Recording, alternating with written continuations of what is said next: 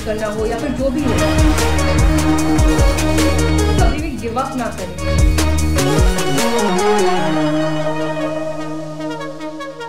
नमस्कार दोस्तों, मैं हर्षित वाजपेयी नव भारत से आपका स्वागत करता हूं। सुपर वुमेन कैंपेन चल रहा है नव भारत की तरफ से, और हम हर रोज एक नई सुपर वुमेन से मुलाकात करते हैं।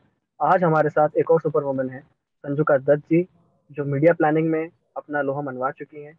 मैम, एक छोटा इंट्रोडक्शन हमारे दर्शकों के लिए आपकी तरफ से। नमस्कार, थैंक यू फॉर इनवाइटिंग। तो मैं मीडिया में हूँ ऑलमोस्ट 2 डेकेड्स हो गए। जब मैं शुरुआत की थी तो बैंगलोर में शुरुआत की थी। मास्टर्स करने के बाद एडवर्टाइजिंग में मीडिया प्लानिंग में हूँ, तो एक एजेंसी ज्वाइन किया और वहीं पे फिर मैं एक पड़ाव पार करते हुए बैंगलोर से फिर कलकत्ता, बॉम्बे सब घूम के फिर वापस कलकत्ता में वापस आई हूँ। फिलहाल मैं इमामी में हूँ और हम्म। यहाँ पे मेरा ऑलमोस्ट 4.5 साल हो गया है। तो यहाँ का मैं मीडिया प्लानिंग करती हूँ। मैं मीडिया का स्ट्रैटेजीज जो होते हैं, जो फॉर द ब्रांड्स जो लोग है जो है इमामी के, तो उन सारे ब्रांड्स के मैं स्ट्रैटेजी बनाती हूँ। और मेरा मैं जब मास्टर्स कर रही थी तब मेरे को एडवर्टाइजिंग के बारे में पता चला कि क्या होता है क्या नहीं होता है। और फिलहाल सिंस मेरे को मैथ्स, लॉजिक, नंबर्स ये बहुत पसंद थे, तो मेरे को ओके। तभी लगा कि ये मीडिया प्लानिंग का जो रोल है वो बिल्कुल मेरे लिए फिट बैठता है। तो वहीं से फिर मैं शुरुआत की अपनी, और मेरे को डिसाइडेड हो गया था कि तभी मेरे को यही लाइन सी लाइन पे जाना है, एंड आई परस्यू किया उसको। क्योंकि जब की बात मैं कर रही हूँ तब कोई विदाउट एनी बैकअप कोई नए बंदे को एडवर्टाइजिंग में लिया नहीं जाता था। या। तो पर मैं परसू करती गई और फिर मतलब जो जिन लोगों को मैं जानती थी उन लोगों को परसू करते हुए फिर मैंने बोला कि मेरे को चाहिए ही चाहिए करके फिर मैं आई स्टार्टेड माई करियर, और फिर अभी मैं यहीं पे हूँ। Okay okay okay. Ma'am, females को सबसे बड़ी प्रॉब्लम जो आती है जब वो अपना करियर स्टार्ट करती है, personal life professional life manage नहीं कर पाती है। तो वो आपको भी आई होगी, आई एम श्योर। आपने उसको कैसे डील किया वो आप बता दीजिए। हाँ, ये तो बिल्कुल है कि ये प्रॉब्लम्स होती है। तो इसके लिए सबसे जरूरी है कि टाइम मैनेज करना बहुत जरूरी है। तो टाइम मैनेजमेंट का जो होता है, जैसे कि अपना लिस्ट कर लो कि क्या क्या काम है उस दिन के लिए। सुबह उठ के एक बार लिस्ट कर लो। ये प्रोफेशनल काम भी हो सकता है, पर्सनल काम भी हो सकता है, पर सारे लिस्ट कर लो। और फिर जो जिस तरीके का इम्पोर्टेंस है उस हिसाब से प्रायोरिटी बना के फिर करते जाओ तो देखा जाएगा तो सारे काम ही हो जाते हैं।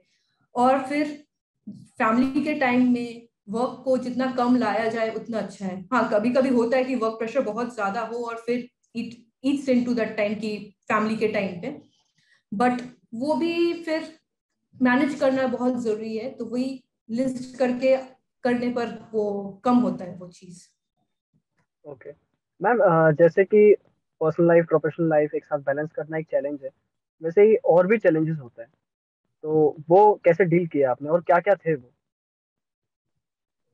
सबसे इम्पोर्टेंट जो है कि लड़की होने का एक चैलेंज इटसेल्फ होता है कि लड़कियां, ये बिलीव किया जाता है, ये माना जाता है कि लड़कियां लड़कों से कम है। और ये नॉट जस्ट रूरल एरियाज में है, ये मैंने काम करते हुए मैंने देखा है कि अर्बन जगह पे भी ये चीजें हैं, मेट्रोज में भी ये या। सब है, ऑफिसों में।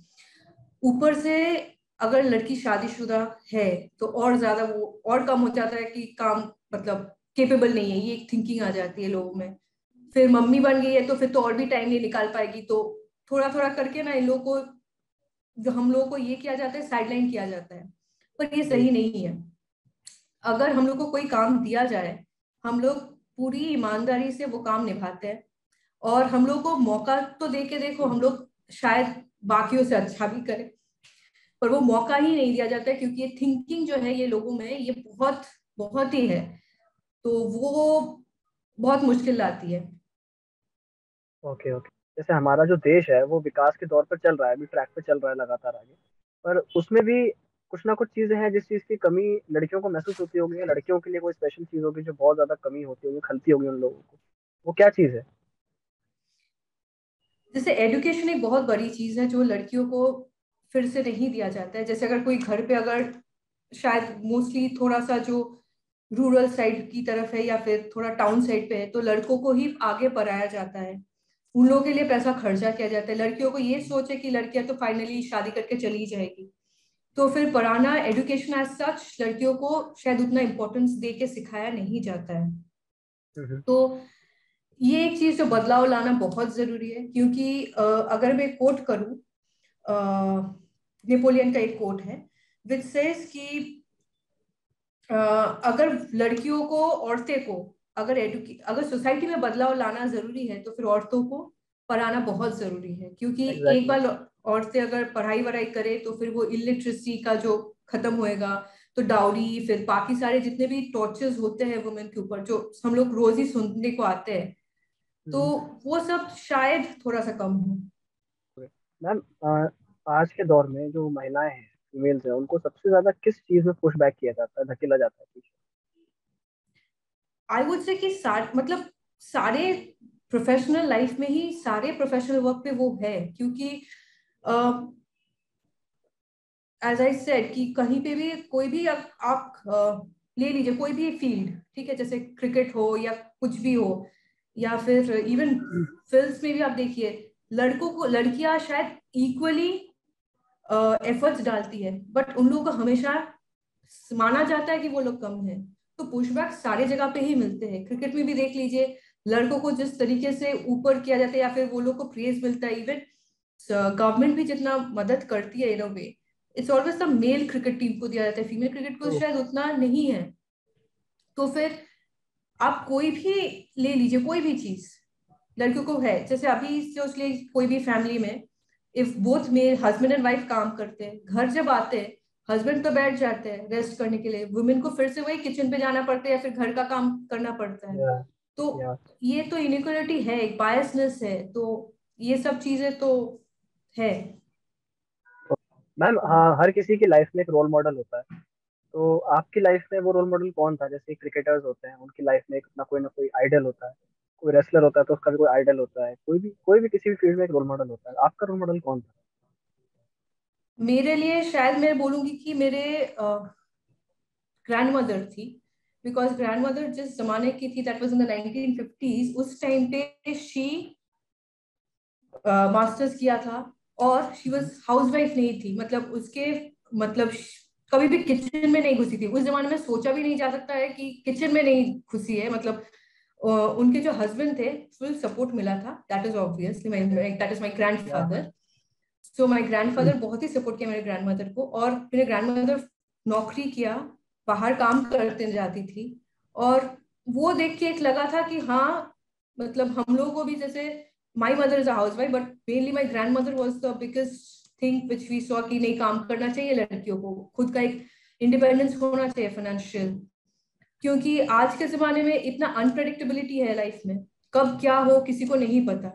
तो नीड टू बी प्रिपेयर्ड, और इसके लिए अपने खुद के पैर, मतलब you need to like financially अपना सिक्योरिटी होना चाहिए, किसी के ऊपर डिपेंडेंट नहीं होना चाहिए, क्योंकि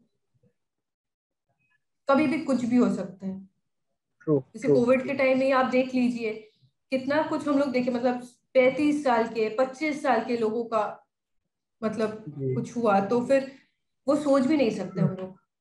जी, सही बात है मैम। और इसके लिए बहुत लोगों को मुश्किल भी हुआ था, लाइक जिन लोगों को शायद ये मौका नहीं मिला है लाइफ में कि कुछ खुद का काम करे, तो वो लोग को अभी जाके वो लोग को कुछ करना पड़ रहा है, जहाँ पे वो लोग को बहुत ही मुश्किल पड़ रहा है। तो फिर वही चीज, तो मेरा ग्रैंड मदर मैं बोलूंगी कि जो इंस्पायर किया बोथ मी और मेरे दीदी को, कि हम लोग 2 सिस्टर्स हैं, ओके। तो काम करना जरूरी है।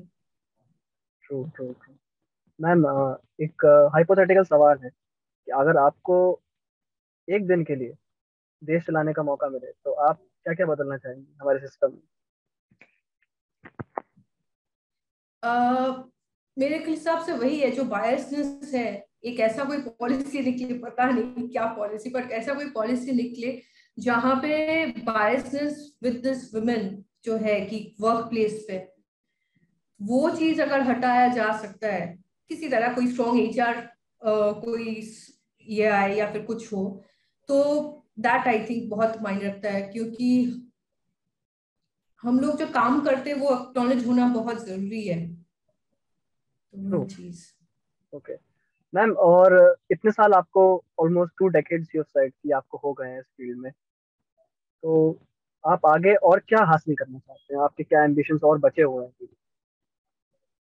एम्बिशन बोले तो ये तो एक गोल है जो चेंज होता रहता है फिलहाल, जैसे जैसे अभी जो भी है, बिकॉज हम्म। गोल सेटिंग एक लाइफ लॉन्ग प्रोसेस है। ठीक है, तो आज अगर कुछ है, आज के माहौल के हिसाब से कुछ गोल हो सकता है, फिर आगे जाके as and when situation change हो मेरा गोल भी चेंज हो सकता है। तो लाइफ एक है कि टू डू लिस्ट का बनता है और फिर कंप्लीट वाला एक लिस्ट बनता है। तो ये तो बोल नहीं सकते कि आज जो है वो आगे जाके वही हो, कल जाके शायद मेरे को लगे कि मैं फील्ड चेंज कर कुछ और ही फील्ड में चली जाऊँ।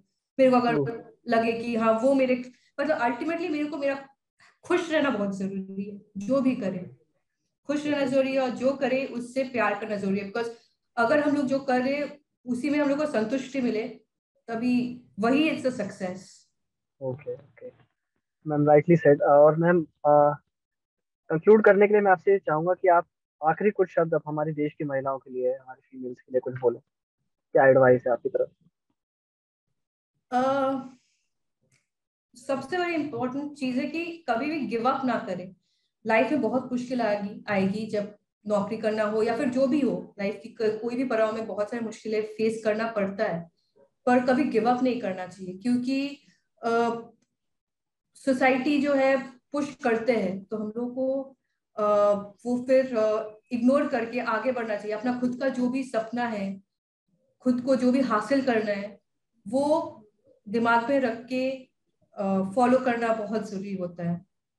ओके। ओके। तो दर्शकों, ये थी हमारे साथ संजुका दत्त जी, जिन्होंने मीडिया प्लानिंग में अपना लोहा मनवाया है, and she is doing great since 2 decades.